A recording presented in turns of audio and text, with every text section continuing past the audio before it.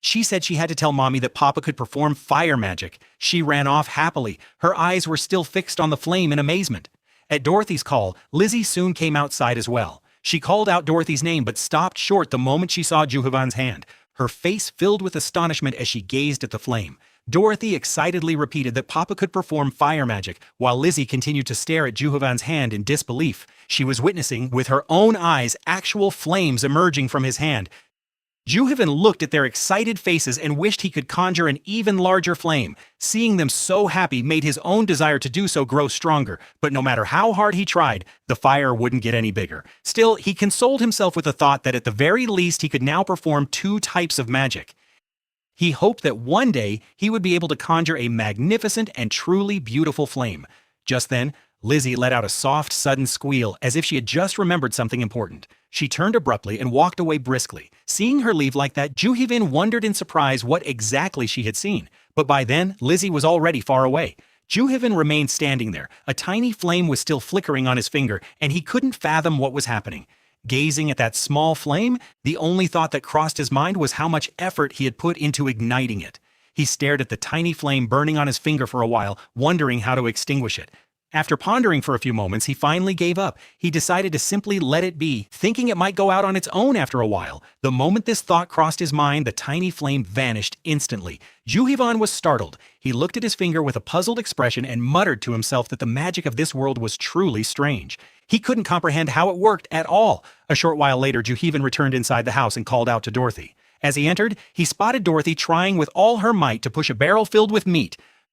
Dorothy looked at him and said dejectedly that there was far less meat left than before. Lizzie, standing nearby, merely smiled faintly. Seeing this, Juhivan immediately understood that the reduction in the meat supply was the reason for Dorothy's sadness. Seeing Dorothy's crestfallen face, Juhivan assured her that he would bring her rabbit meat again. At these words, a faint glimmer of hope appeared on her face. Just then, a voice called out from outside, "Are you ready, Juhivan?" Startled, he turned towards the door and saw that Gus was already waiting for him.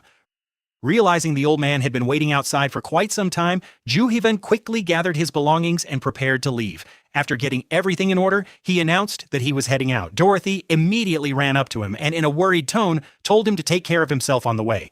Juhivan smiled and nodded. He then affectionately patted her head and told her she was a very good girl. Hearing this, Dorothy's face lit up with joy. Smiling, she agreed that she truly was a good girl. Just then, Lizzie also softly tells him to take care of himself. Looking at her, Juhivan replies with a gentle smile that she should take care of herself too. Saying this, he leans in slightly and plants an affectionate kiss on her forehead before saying goodbye. Seeing this, Dorothy insists that she wants a kiss as well. Juhivan immediately leans toward her and says with a smile that his dear Dorothy will certainly get a kiss too. He then gives her an affectionate kiss. Dorothy giggles in his arms and hugs him happily. But as Juhivan pulls back slightly, he catches a faint scent of meat on Dorothy's breath. Smiling, he remarks that she smells like meat. He then teases her playfully, saying it looks like she secretly ate some meat. Upon hearing this, Dorothy gets startled and lets out a loud shriek. After leaving the house, Juhivan and Gus head straight for the traps Gus had previously set in the forest. Along the way, Gus teaches him several important things. Pointing to various trees, he explains which ones yield the best timber if pruned correctly. They stop occasionally so Gus can explain key details about rabbit meat. As they continue deeper into the forest, Gus suddenly stops and signals Juhivan to halt as well. Juhivan stopped in his tracks immediately. Pointing ahead, Gus quietly told him to look closely in that direction. Juhivan followed the direction of Gus's finger, and the very next moment his eyes widened in astonishment. Standing before him was a strange creature, one that Gus casually referred to as a rabbit. Juhivan gazed at the creature in disbelief. He could hardly accept that this was the same kind of rabbit he knew. Its body was massive, its hind legs were sturdy and powerful, and it appeared to be standing upright.